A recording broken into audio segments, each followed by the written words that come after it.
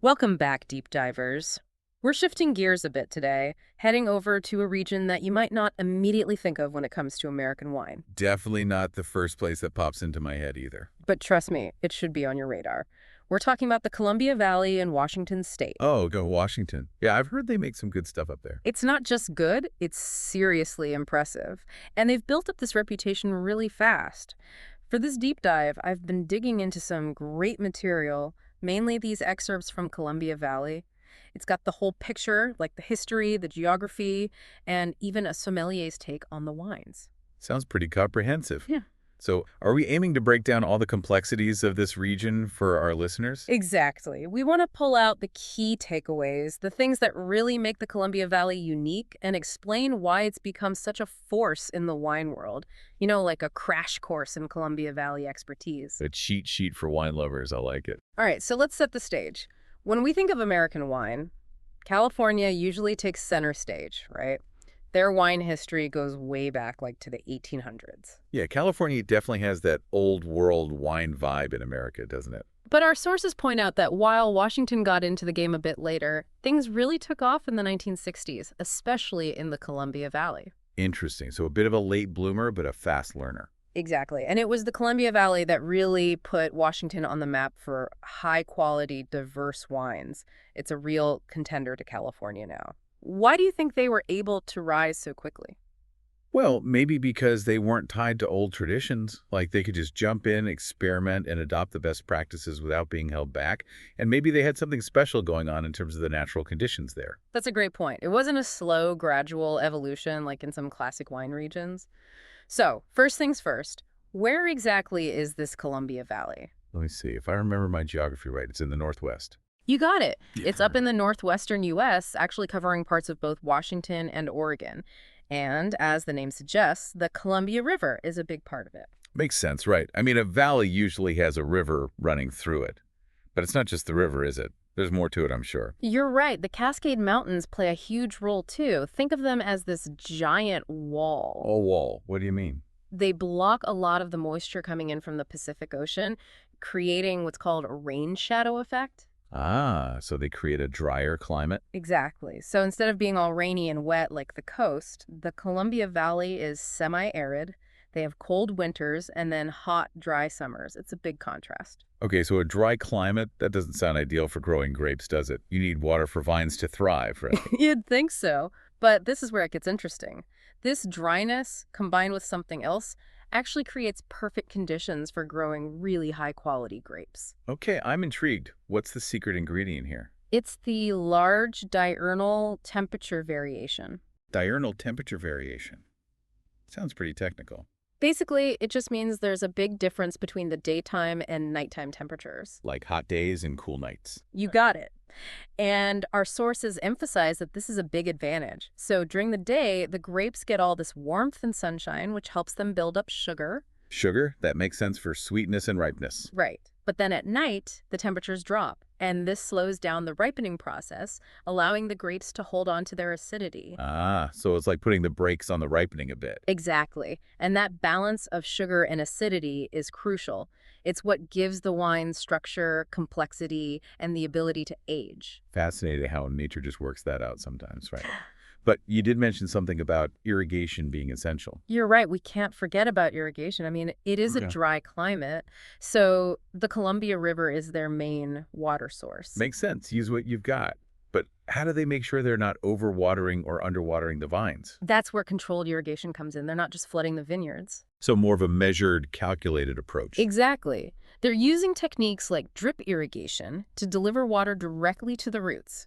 This way, they can manage how much water each vine gets, avoiding excess vigor, which can dilute the flavors. So they're fine-tuning things to get the best out of the grapes. It's like giving them the perfect amount of water to make delicious wine. And it's not just about what's happening above ground. The soil is a huge factor, too. Oh, yeah. Soil, the foundation of it all. And in the Columbia Valley, you've got this amazing diversity of soil. What kind of soils are we talking about? Well, millions of years of geological activity have created this mix. You've got basalt from ancient volcanic flows, alluvium deposited by the rivers, and then this fine wind-blown sediment called loess. Wow, that's quite a variety. But do different soils really affect the wine that much? Absolutely. Think of it like this. Different soils have different personalities. Soil personalities, I love it. For instance, basaltic soils, they're well-drained and low in nutrients, which can lead to more concentrated fruit. And concentrated fruit means? More intense flavors. These wines often have a distinct mineral character, too. Interesting. What about those alluvial soils? Alluvial soils are usually more fertile, so they can make the vines grow more vigorously. But you have to be careful. Too much vigor can dilute the fruit flavors, so managing those vines is key. So, more fertile soil, but more work for the winemaker to get the balance right. And what about that windblown stuff, the logiels? Ah, Luisis. It's known for producing wines with elegance, softer tannins, and a lovely acidity.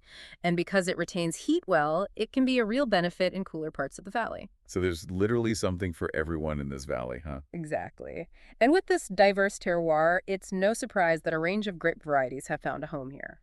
So what are the big players, the ones that are really shining in the Columbia Valley? When it comes to reds, it's Cabernet Sauvignon, Merlot, and Syrah leading the way. And for whites, you've got Chardonnay, Riesling, and Sauvignon Blanc. Classic varieties, but I bet they have a unique Columbia Valley twist to them, right? Yeah. Absolutely. And they're not limiting themselves to just those. Our sources mention everything from light, refreshing whites to full-bodied reds, and even dessert wines like ice wine. Ice wine up in Washington. I thought that was more of a Canadian thing. You usually think of Canada, but those cold winters in the Columbia Valley are perfect for making ice wine. Wow, so this region really can do it all, huh? That says a lot about its potential. Oh, But they must face challenges too, right? of course. Every wine region has its hurdles. Managing water in that dry climate is a big one. And dealing with extreme temperatures, both hot and cold, can be tricky. And let's not forget the global wine market. It's a competitive world out there. Very true. But from what I've been reading, the focus on quality and a growing commitment to sustainable practices are putting them in a good position for the future. They're thinking long term. It sounds like they have a solid plan. But I'm curious about how it all started. Who were the pioneers who dared to plant vines in a place that wasn't known for wine? That's a great question. Our sources paint a picture of these early pioneers, way back in the late 1800s and early 1900s. Wow, that's going way back. I can't imagine what it must have been like for them, starting from scratch. They were true trailblazers, but they faced a lot of challenges. There wasn't much local knowledge about which grapes would do well or how to grow them in these specific conditions. Yeah, it's not like they could just call up a neighbor for advice back then, right? And then they had to deal with pests and diseases they'd never encountered before. It sounds like a constant learning process. Yeah! And was there a market for their wine back then? Not really. The market was unpredictable and undeveloped. It took a lot of determination and vision to keep going. So how did they get from those humble beginnings to where they are today? There must have been some key turning points. You're absolutely right. And that's where someone like Walter Clore comes in. He's often called the father of the Washington wine industry. I've heard that name before. Wasn't he a researcher? Yes. He was a scientist at Washington State University, and his research was pivotal. He basically dedicated himself to figuring out which grape varieties would thrive in the Columbia Valley. So he was like the matchmaker between grapes and terroir. Exactly. His work was incredibly thorough and scientific. He wasn't just guessing. He meticulously studied how different varieties performed in different conditions, providing the industry with a solid foundation for growth. That's amazing. So no more just throwing grapes at the wall and seeing what sticks. They had data and knowledge. Right. And then things really started to accelerate after the mid-20th century. You had technological advancements, more investment pouring into the region, and a growing demand for quality wines. And people were starting to pay attention to what was happening in Washington. Exactly. And wineries like Chateau Ste. Michelle and Columbia Crest played a huge role in this growth. Those are some big names in Washington wine, right? I've seen their bottles around. They were pioneers. They invested in modern winemaking technology, set high standards for quality, and crucially, built strong brands that started gaining recognition on a national and even international level. So they put Columbia Valley wines on the map. They were key players. Their success attracted more investment, brought talented people to the region, and showed the world that the Columbia Valley was a force to be reckoned with. It sounds like a real snowball effect. But how did they manage to stand out in a crowded market? I mean, there are wine regions all over the world. How did they carve out their own niche? That's where the American Viticultural Areas, or AVAs, come in. AVAs, those are like geographical designations, right? Exactly. They're defined areas with specific geographical and climatic features. Establishing these AVAs was a game changer. How so? By defining these smaller regions within the larger Columbia Valley, they could highlight the unique characteristics of each area. It allowed producers to say, hey, this wine comes from Red Mountain, and it has these specific qualities because of the soil, the elevation, the sun exposure, and so on. So it gave them a way to tell the story of their terroir, their place. Exactly. It brought clarity and structure to the region's wines. Consumers could start understanding the nuances, the differences between a Cabernet from Horse Heaven Hills and a Cabernet from the Walla Walla Valley, for example. That makes a lot of sense. Is it giving each area its own personality within the larger region? But I'm also curious about the people who actually made this happen. You mentioned those pioneering wineries, but what about the winemakers themselves? What kind of influences shaped their approach? It's a really interesting mix. You had these European immigrants bringing their generations of winemaking knowledge. They had a deep understanding of viticulture, of how to work with the land. So a touch of old world tradition. Absolutely. But then you had that American spirit of innovation and entrepreneurship. They weren't afraid to experiment, to try new things, to push boundaries. So a blend of tradition and a forward-thinking approach. Exactly. It's reflected in the wines themselves. You see those classic European varieties like Riesling and Cabernet Sauvignon, but they're being grown and vinified in a way that reflects the unique conditions of the Columbia Valley. And the results speak for themselves. But it wasn't just individual wineries making this happen, was it? No, it was a real team effort. You had those pioneering wineries setting the bar high, and then you had collaborative associations like the Washington State Wine Commission and the Oregon Wine Board. And what did those organizations do? They played a vital role in marketing the region, advocating for the industry, and supporting research. They knew that by working together, they could achieve more. Makes sense. Unity is strength, as they say. And then you had government support, too, through funding, research initiatives, tourism promotion, and the establishment of those AVAs.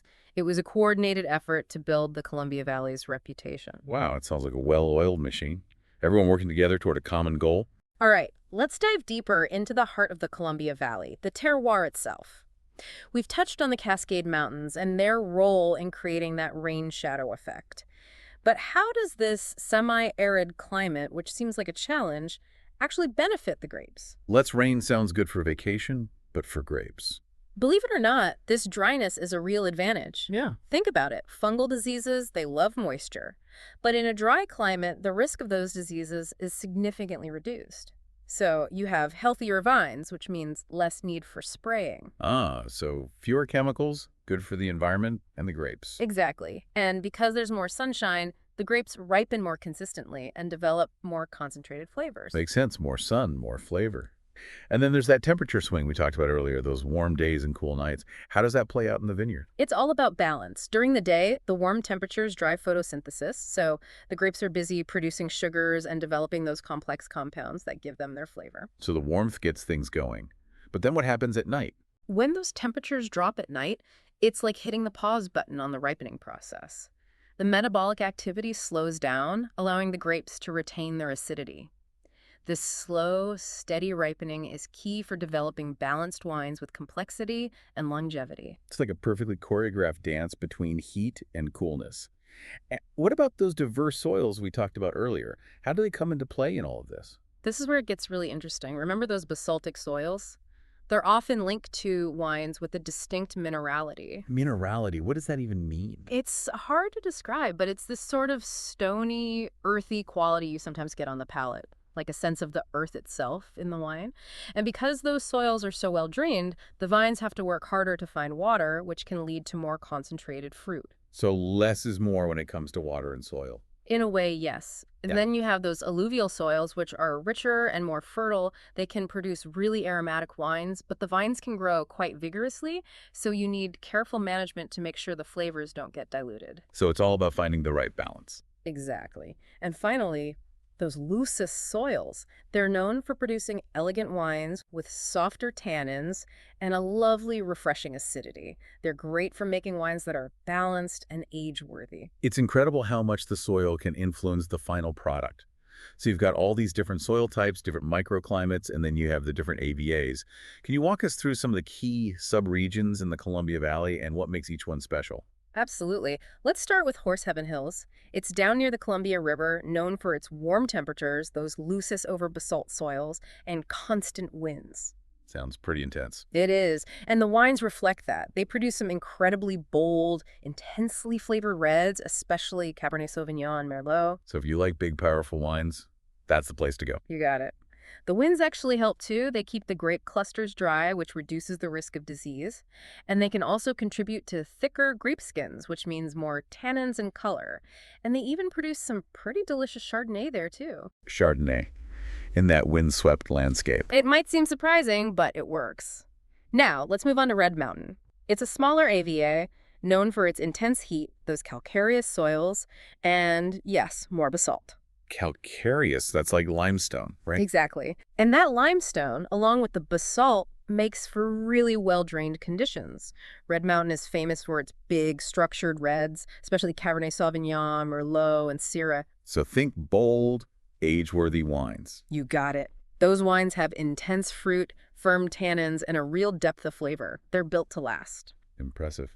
And what about over in the Walla Walla Valley? Walla Walla is a gem. It's right on the border of Washington and Oregon, so it gets a bit of that Pacific Ocean influence, which makes the climate a bit cooler and more moderate compared to some other parts of the Columbia Valley. So a gentler touch from Mother Nature. Exactly. They have a longer growing season there, which allows for more complexity to develop in the wines, and they grow a wide range of varieties, both red and white, with great success. So Walla Walla is all about balance and diversity. Absolutely. And there's a strong sense of artisan winemaking there. You'll find a lot of smaller producers focused on handcrafted, high-quality wines. Sounds like a must-visit for wine lovers. Definitely. And then we have the Yakima Valley. It's one of the oldest and largest AVAs with a huge diversity of microclimates and soils. So lots of different expressions coming out of Yakima. Exactly. It's known for producing a really wide range of high-quality wines across different styles. You'll find everything from Cabernet Sauvignon and Merlot to Chardonnay, Riesling, and Sauvignon Blanc. So something for everyone. Exactly. They have warm, sunny days, but with enough variation to allow for a lot of different grapes to thrive. And then there are other smaller AVAs like Snikes Mountain and Walluk Slope, each contributing their own unique character to the overall tapestry of the Columbia Valley. It sounds like a wine explorer's paradise. But we can't forget about the elephant in the room, that dry climate. How do they make sure the vines get enough water? Irrigation is crucial, and they've got it down to a science. Drip irrigation is the most common method, which delivers water directly to the roots, minimizing waste. Smart. But how do they know how much water is enough? They're constantly monitoring the soil moisture and the vines themselves to make sure they're getting the right amount of water at the right time. It's a delicate balance. Because too much water is just as bad as too little. Exactly. Too much water can make the vines grow too vigorously, which can dilute the flavors, and too little water can stress the vines, which can impact the quality of the fruit. So it's all about finding that sweet spot. All right, let's talk about the stars of the show. The grape varieties. The divas of the vineyard. Let's start with Cabernet Sauvignon, the king of reds. In the Columbia Valley, it often develops a beautiful balance between ripe fruit and structure. You get those concentrated black currant and dark cherry flavors, but also firm tannins and acidity that give it aging potential. So it's got the power, but also the elegance. Exactly. It's not just a fruit bomb. It's got complexity and finesse. Sounds like a wine I could sip on for hours. Hmm. What about Merlot? How does it perform in the Columbia Valley? Merlot is often seen as a bit softer and more approachable than Cabernet Sauvignon. It tends to have softer tannins, those lovely red and black fruit flavors, sometimes a touch of chocolate, and it's generally ready to drink sooner. So if you're looking for something a little more easygoing, Merlot is the way to go. Exactly. But don't underestimate it. It can still age beautifully, especially the ones from certain areas. And what about Syrah? Ah, Syrah, the chameleon of the wine world. It can express itself in so many different ways depending on where it's grown. So how does the Columbia Valley's diverse terroir influence Syrah? In cooler sites, you might get these elegant, peppery Syrahs with floral notes, almost like a northern Rhone style. But in warmer areas, it can develop those rich, dark fruit flavors and spice that you might associate with a warmer climate. So you can find a whole spectrum of Syrah styles in the Columbia Valley. You got it. It's a testament to the region's diversity and the skill of the winemakers. And are there any other red grapes that are doing well there? Cabernet Franc is definitely one to watch. It's often used in blends, but in the Columbia Valley, it also shines as a single varietal wine. It's known for its aromatic red fruit, those herbaceous notes, and its medium body. It adds a lovely layer of complexity to the region's reds. Sounds like a wine for those who like a little something extra in their glass. Absolutely. And then there's Malbec. It's not as widely planted as some of the others, but it's showing real potential, especially in the warmer areas. It can develop intense color, dark fruit flavors, and even some floral notes. So another one to keep an eye on. Now let's move on to the whites. Chardonnay is the most planted white grape in the Columbia Valley, and it's known for its incredible versatility. Chardonnay, the blank canvas of the wine world. Exactly. Depending on how it's grown and vinified, it can range from these lean, crisp wines with citrus notes to richer, more full-bodied styles with tropical fruit and those oaky notes of vanilla and toast. So you can find a Chardonnay for every palate in the Columbia Valley. You got it. And then there's Riesling, the queen of white grapes in the Columbia Valley. Riesling, the grape that can do it all. It truly can. It has this incredible balance of vibrant acidity and expressive fruit, ranging from apple and pear to stone fruit and even tropical notes. And it can be made in a wide range of styles, from bone dry to lusciously sweet, all the way to those intensely sweet ice wines. So whether you like your whites crisp and dry or rich and sweet, there's a Columbia Valley Riesling for you. Exactly. And then we have Sauvignon Blanc, known for its zesty acidity and those vibrant, herbaceous, and tropical fruit aromas. Sauvignon Blanc, the ultimate refresher. It is. In the Columbia Valley, it tends to be made in a dry, crisp style, often with notes of grapefruit, passion fruit, and a touch of grassiness. It's a perfect wine for warm weather. Sounds delicious. And what about those lesser-known whites, Semillon and Pinot Gris? They add to the diversity. Semillon can offer a richer texture and those honeyed notes, while Pinot Gris tends to be light and refreshing with pear and apple flavors. So it's safe to say that the Columbia Valley has a white wine for every taste. And it all comes back to that interplay between the grape varieties and the specific conditions of the Columbia Valley terroir. The warm days, cool nights, those long hours of sunshine, and the diverse soils all contribute to the unique character of these wines. It's a reminder that wine is truly a product of its place. But let's talk about the people who make it all happen, the viticulturists and the winemakers. What are some of the key practices they use to ensure quality? It all starts in the vineyard. Pruning is essential, and they use techniques like cane pruning and spur pruning to control the yield and quality of the fruit. And what's the difference between those two? Cane pruning involves leaving fewer buds on the vine, which can lead to lower yields but potentially more concentrated flavors. Spur pruning leaves shorter, more permanent spurs on the vine. The method they choose depends on the grape variety, the desired style of wine, and the overall goals for the vineyard. So it's a strategic decision based on what they want to achieve. And what about training the vines? Training systems are important too. The most common one is VSP, or vertical shoot positioning. It's basically a way of positioning the vines so that the grapes get optimal sunlight and airflow. Why is that important? Good sunlight exposure helps the grapes ripen evenly and develop more intense color, especially in red grapes. And good airflow helps to prevent fungal diseases by keeping the leaves and grapes dry. Makes sense. It's all about creating the ideal environment for the vines to thrive. But even with the best vineyard management, there are always challenges, right? Of course.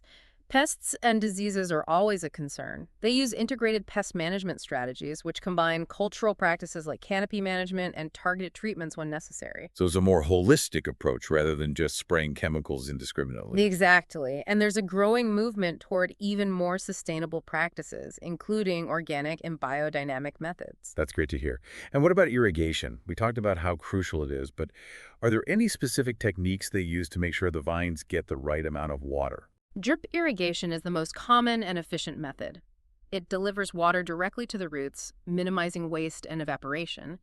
And they're constantly monitoring the soil moisture and the vine's water status to make sure they're getting just the right amount. It's a delicate dance between giving the vines enough water to thrive, but not so much that it dilutes the flavors. And then there's soil management. They use cover crops and composting to improve the health and fertility of the soil, which ultimately leads to healthier vines and better grapes. So it's a whole ecosystem approach, considering every aspect of the vineyard. Now, let's step inside the winery and see how the magic happens. Winemaking in the Columbia Valley is a blend of tradition and innovation. You'll find some winemakers embracing those old world techniques, using native yeasts for fermentation, and even experimenting with whole cluster fermentation for certain reds. And what does whole cluster fermentation do? It basically means they ferment the grapes with the stems included. It can add complexity, enhance the tannins, and give the wine a more rustic character. Interesting. And what about the modern side of things? They're also embracing modern technology, using temperature control during fermentation to ensure optimal flavor development, and using gentle pressing techniques to extract the highest quality juice. So it's a blend of the best of both worlds, respecting tradition while embracing innovation. Exactly. And then there's aging. Oak is often used for both red and white lines, adding complexity and texture. They use a variety of oak types, origins, and toast levels, depending on the style of wine they're making. So it's not just a one-size-fits-all approach to oak. It's about finding the right oak for the right wine. And sustainability is becoming increasingly important. They're implementing practices to conserve water and energy, reduce waste, promote biodiversity in the vineyards, and minimize the use of chemicals. It's great to see the industry taking responsibility for its environmental impact. Absolutely. And there's this ongoing discussion about defining the identity of the Columbia Valley wines. It's a relatively young region, and they're still figuring out what their signature style is. It's like they're on a journey of self-discovery. Exactly. They're exploring what works best in each AVA, experimenting with different grape varieties and winemaking techniques.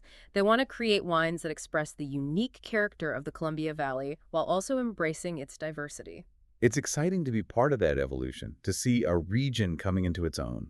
And technology is playing a role in all of this. They're using precision viticulture, which involves sensors and data analysis to monitor vineyard conditions and optimize irrigation and fertilization. So they're bringing a scientific approach to the vineyard. Exactly. And in the wineries, they're using automation to improve efficiency and consistency. Research is also ongoing, looking at things like drought-resistant rootstocks and new winemaking techniques to reduce water and energy use. It sounds like they're leaving no stone unturned in their pursuit of quality and sustainability. And ultimately, it all comes down to the winemaker, the person who brings everything together. They have to understand the nuances of the terroir, make critical decisions about harvesting, fermentation, aging, blending, and bottling, all while staying true to their vision for the wine. It's a lot of responsibility, but also an incredible opportunity to create something special. All right, let's shift gears now and talk about what it's like to actually taste these wines. Starting with Cabernet Sauvignon, what are some of the things a taster might expect? Columbia Valley Cabernet Sauvignon typically delivers aromas of blackcurrant, dark cherry, maybe a hint of cedar or graphite. It's full-bodied on the palate with concentrated dark fruit flavors, firm but well-integrated tannins, and a long, lingering finish. And how about Merlot? Merlot tends to be a little softer and more approachable than Cabernet Sauvignon, with aromas of cherry, plum, and sometimes a touch of mocha or chocolate. It's medium to full-bodied with softer tannins and a smooth texture. And what about Syrah? Syrah can vary depending on where it's grown, but you might find aromas of dark berries, plum, black pepper, and even some floral notes like violet. It can range from medium to full-bodied with flavors of dark fruit and spice. And the tannins can vary from supple to more structured. And Cabernet Franc? Expect bright red fruit aromas like raspberry and cranberry, often with those distinctive herbaceous notes like bell pepper or dried herbs. It's typically medium-bodied with good acidity and softer tannins. Now let's move on to the whites, starting with Chardonnay. Chardonnay is the most versatile of the bunch. It can range from showing crisp apple and citrus notes to richer peach and tropical fruit flavors, depending on how it's made. You might also find those oak-influenced notes of vanilla, butter, and toast. And what about Riesling? Riesling's a real treat, with aromas of green apple, apricot, honeydew melon, and those floral hints like honeysuckle.